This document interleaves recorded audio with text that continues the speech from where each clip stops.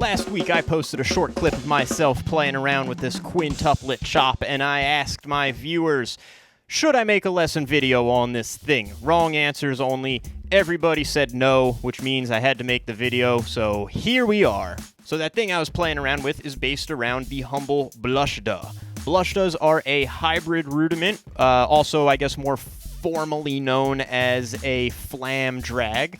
In my mind, I think of it more as a cousin to flam accents. I love Blushdas.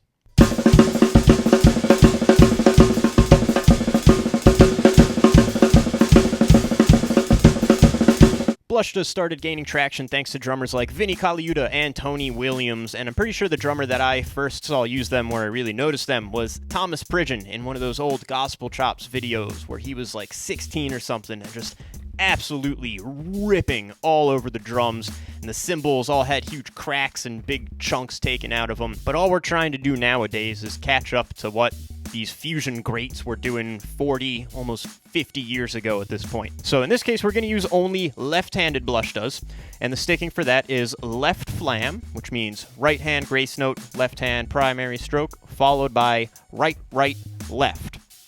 And rhythmically, it's more like flam, right, right, left, flam, right, right, left, flam, right, right, left, flam, right, right, left.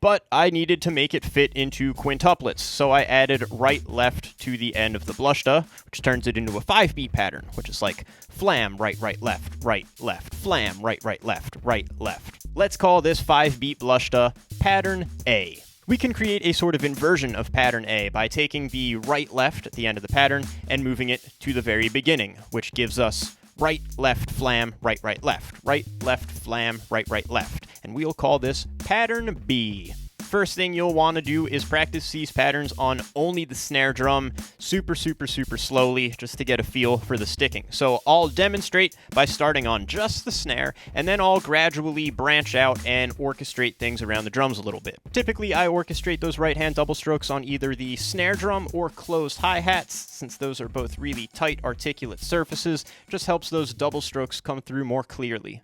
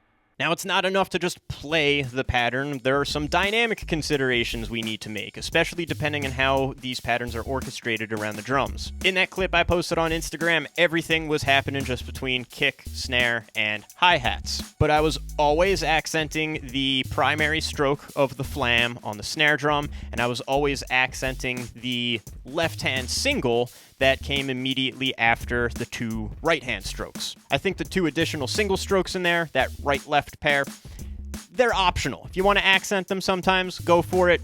But not accenting them is also really cool because that allows the flam and that other single left-hand stroke to have a lot more impact. Mess around with the dynamics and see what feels comfortable for you. So to begin putting things into context, I will start using these patterns as 2-beat drum fills in a quintuplet subdivision. And I'll phrase the two patterns every possible way. So I'll start by phrasing it as A plus A, and then B plus B, and then A plus B, and finally B plus A.